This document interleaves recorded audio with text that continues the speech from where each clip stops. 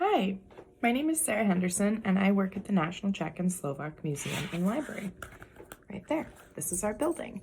And this, in my hands, is our brand new, just published last week, Czech and Slovak activity book. And I'm so excited to share a few activities with you guys today from this book. So we're going to be specifically talking about holiday traditions today, more specifically Christmas traditions.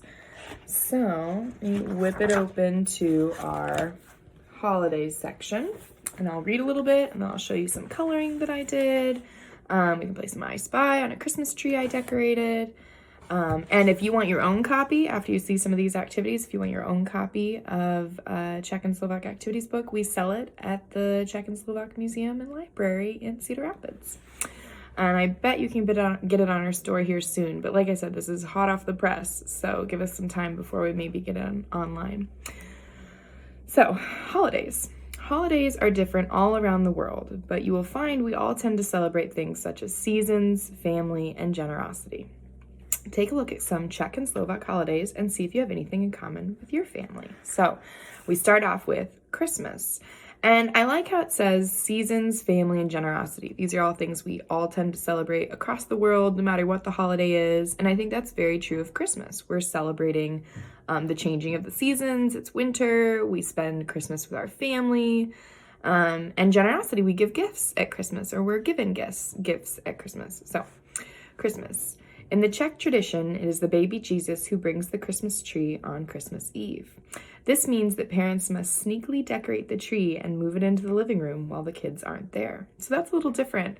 We kind of celebrate the changing of the seasons, at least in my family and the families I know of, by getting a Christmas tree kind of at the beginning of December. And then we have it up in the house all December long. It gets us excited for Christmas is coming and it's the holiday season.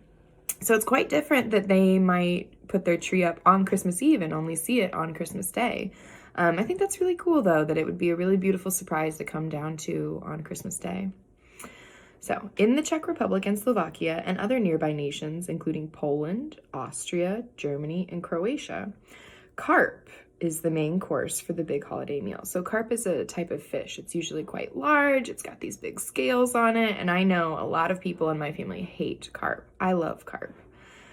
A few days before Christmas, families go out to pick their live carp and bring it back home. But where would you store a live fish? I honestly have no idea where I would store a live fish in my house because they store it in their bathtub, and I don't have a bathtub. I only have a shower, so I guess I can't do this holiday tradition. During the month of December, it is common in Europe to find large outdoor Christmas markets. These markets originated in Germany in the 1300s and were open for a handful of days.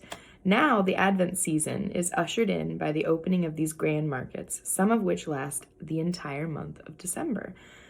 So that kind of, goes back to what I was saying about how we celebrate the whole month of December by having our Christmas tree up, and that's what gets us excited for Christmas. Well, if we lived in Europe, in one of those countries, specifically in the Czech Republic or Slovakia, there would be these great big Christmas markets where we could go shopping for food and treats and Christmas presents and ornaments and all those sorts of things.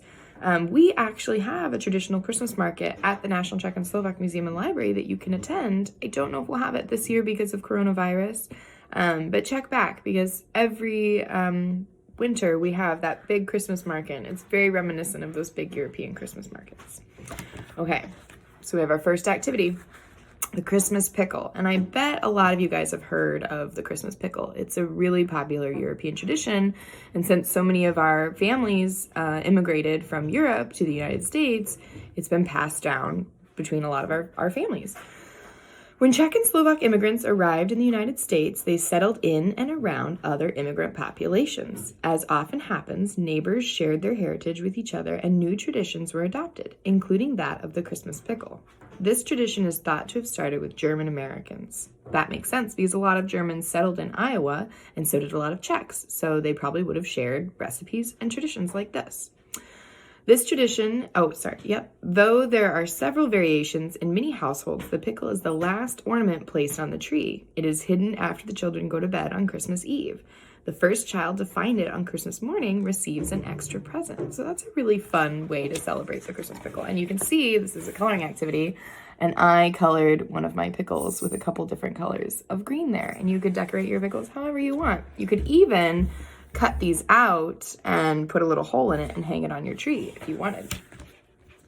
Okay, what's on the next page? Ooh, this is a fun one. This is also a strange one. If you haven't really heard of this tradition, it may seem quite strange, but we have to remember that everybody's different and every culture is different. So even though something seems strange to you, that's just because you haven't experienced it before, and it's not strange to other people. So let's read about these folks. Svari Miklash, the Andal, and the Surge. Legend has it that Svari Miklash, or Saint Nicholas, as you would say it in English, and an angel descend from heaven on a golden robe on December 6th to meet the devil on earth. The trio walks the streets of Prague and visits children's homes. Svari Miklash asks children about their behavior, and the angel records their answers in her book. If the report is good, the child is rewarded with sweets and treats from the angel. If the child has been naughty, the devil, lurking in the background and rattling his chains, gives the child a lump of coal or a potato.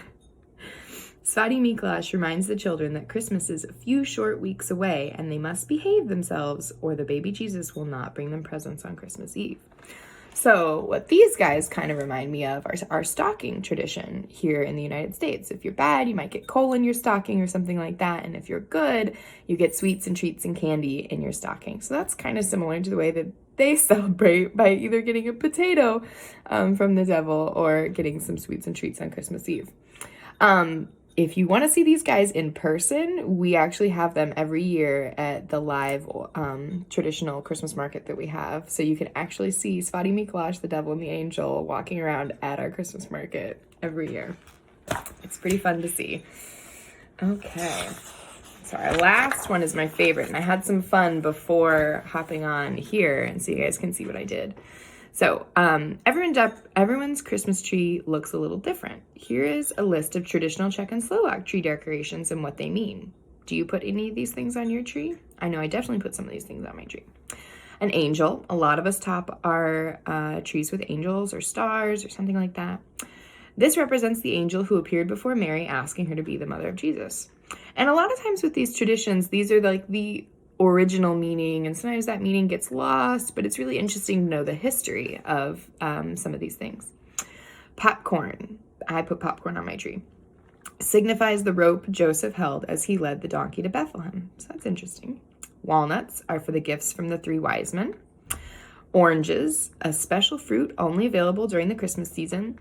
So this is a little strange to imagine because we live in a very modern world where I can go to the store and get oranges whenever I want. But 100 years ago, 200 years ago, you couldn't go to the store and get oranges. They are grown in the global south and you wouldn't be able to buy them in Czech Republic because they weren't grown there. So it would be an incredibly special treat to have on Christmas. And I think oranges are delicious. I can't imagine how delicious I would think they were if I only got them once a year. Wheat, a symbol of life, prosperity, and nourishment. And they would actually weave their wheat into ornaments. So it's not just hanging a piece of wheat on the tree, but sometimes they're in hatch marks or stars even, some really intricate things. Cloth at the base of the tree represents Jesus's swaddling clothes. And so one thing we do at the Christmas market is we turn cloth into garland. So you can string cloth on a string with some wheat in between it, and it makes this really pretty garland. And that's a great recycling tip. So when you have like old cloth that you can't use anymore, you can cut it into really tiny squares and string it to make garland. Apples remind us of Adam and Eve, and they sometimes would decorate their apples with gumdrops to look like a hedgehog. And so hedgehogs are really popular in Eastern Europe. We only really have them as pets here, but they're like rabbits in Czech Republic, Slovakia, Germany. And Hubert the hedgehog is actually your guide through the activities book. He's our mascot at the Czech and Slovak Museum. So that's cool that they would turn apples into hedgehogs with like little toothpicks and gumdrops. And then how delicious would that be on Christmas Day to have gumdrops and then an apple afterwards? And I used to hang apples on my tree when I was a little kid. They were plastic apples, but yeah. White dove, placed near the top of the tree to evoke or make you think of peace. A carrot, which doesn't sound as sweet of a treat as an orange or an apple, but the carrot was actually symbolic of having good luck in the kitchen or being a good cook or something like that. Mushrooms, which are one of my favorite foods. And I know not everybody loves mushrooms, but I think they're delicious. are considered to be lucky and mean good fortune is at hand. So lucky mushrooms. Pine cones and evergreen trees are symbols of eternal life. And think about that. It's like evergreen trees or pine needle trees, they never die, or well, I mean, they die eventually, but like their leaves don't fade and change. So that's kind of the symbol of like forever life. They aren't going through like leaves falling and dying every year. So it kind of makes sense to me. And then Moravian stars, which signify the beginning of Advent. So that's one of their Christmas symbols, is this Moravian star. So let me show off the tree that I decorated, and let's see how many of these things we can name. So this up here up top, what does that look like? It's supposed to be a mushroom. So that's a mushroom that I drew. These are walnuts. We've got some fresh stuff right here. Obviously, that's a carrot. This is an orange. It's an apple.